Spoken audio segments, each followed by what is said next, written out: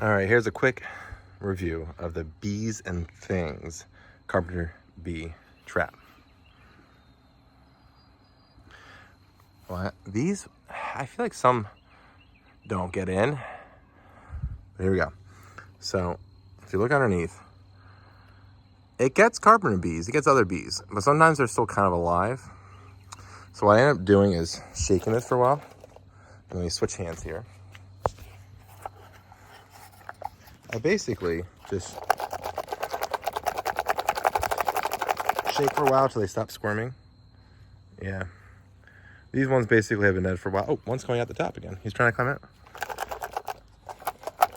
The one that's alive is, I think, so trying to climb up the top, which they can't really do, but anyway, there's a couple in there, but it's the beginning of the season. But I wonder if they can smell the other dead ones in there, and then they don't go in. But there's always a few that are wise to my ways.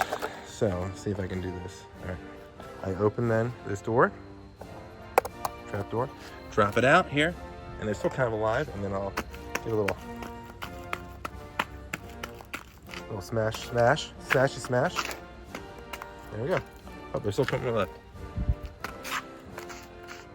Right. Oh, there's a hornet in there. Oh, oh shoot. Okay. I broke a little plastic piece off. It's fine. There's a hornet in there, and it's still alive.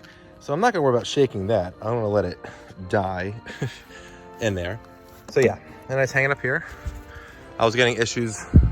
They come in it, so underneath this siding actually is, I use a wood siding underneath it. So they go in there and obviously get a fence. But that's it. So, all right, Mr. Hornet, you can stay in there. But yeah, this is definitely worth it. It doesn't get all of them, but it gets most of them. Sometimes I whack them with a bat out here. So anyway, for not too much, I forget how much it is. I'll put a link in the description there, but yeah, it works for you. Or works for me. Hopefully it works for you.